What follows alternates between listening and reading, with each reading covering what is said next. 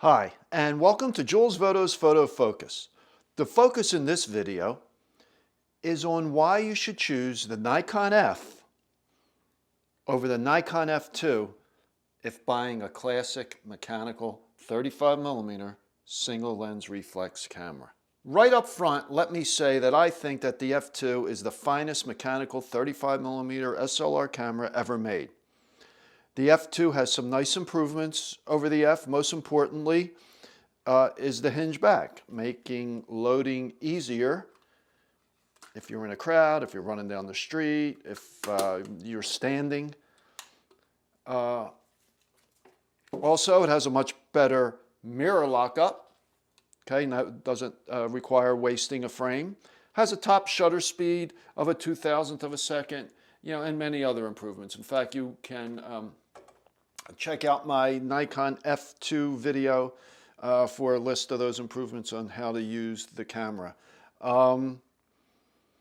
But if you're like me and just shoot an occasional roll of film, don't shoot long exposures on a tripod, because the F2 does have timed exposures down to 10 seconds, where the F only goes to a second. Do you really need the F2?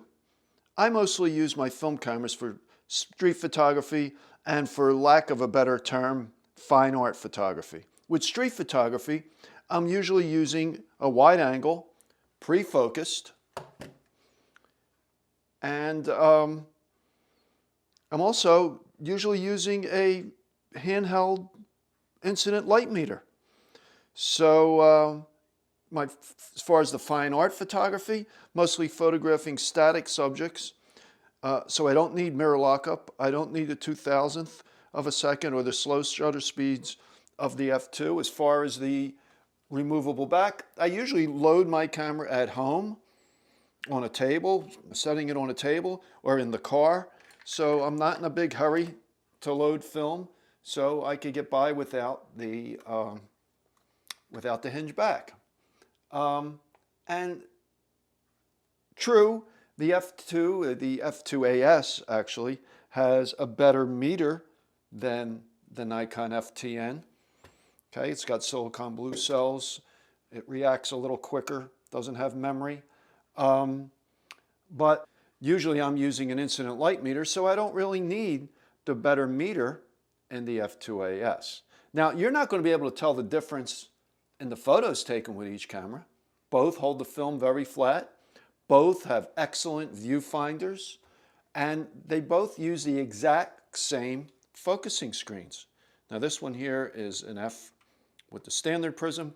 This is the FTN. If you don't need the meter, I would suggest looking for one with the standard prism finder. The camera is more compact and a little bit lighter. So, the fact that they take the exact same focusing screens, focusing both cameras will be exactly the same. So if you're looking to buy a great mechanical 35mm single lens reflex camera that's very reliable, save yourself some money and buy a Nikon F. Some of the most famous and greatest photos of the 1960s were taken with the Nikon F. So let that inspire you to create some masterpieces yourself. If you want more information on the F, click the link in the description below for my video on buying an F. Also, there's a link to my Nikon F video explaining all the features and how to use them.